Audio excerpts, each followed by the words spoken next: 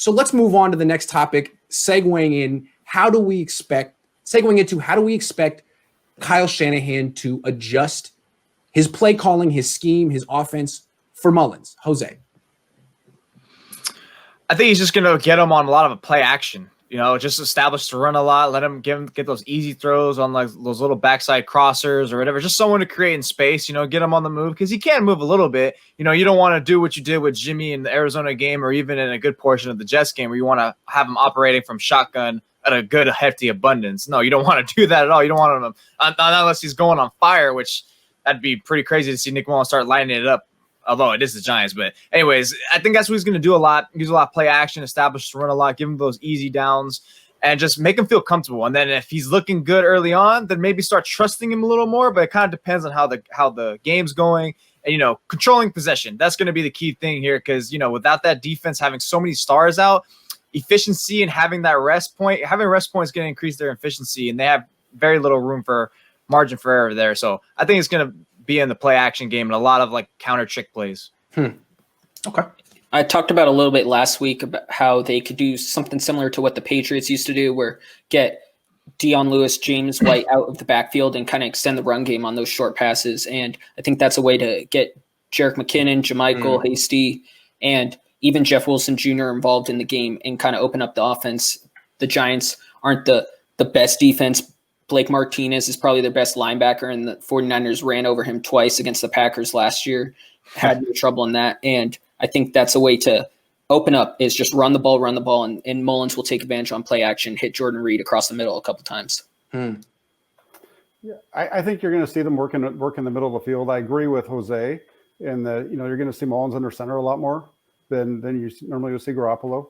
You're going to see them really work the middle of the field because that if you watch Mullens over those 5, his games, he works in the middle of the field.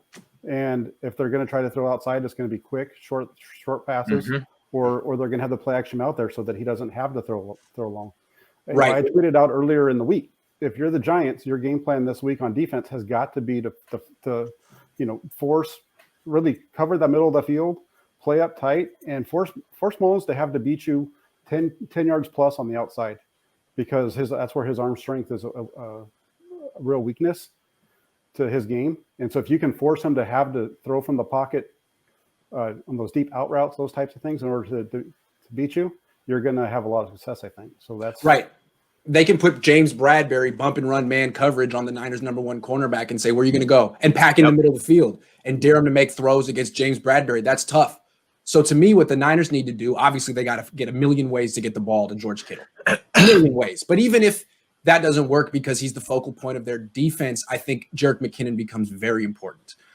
McKinnon can make Mullens' job much easier. A lot of different short check down throws, an extension of the run game, as I believe Maverick said. I think we're going to see a big usage spike in Jerick McKinnon because Mullens is really good at going through his progressions. He'll get to his check down efficiently without holding the ball a long time. I think we'll see that. But as Jack said, you're going to see actually a more aggressive passing offense. He likes to throw 15, 20 yards down the field over the middle. His last throw to Kendrick Bourne against the Jets was about 20 yards over the middle. And I think it had even more zip than it had 2 years ago when he was the quarterback in 2018. So I think we're going to see a more aggressive downfield throwing offense. And what we need to see from him as well is no turnovers.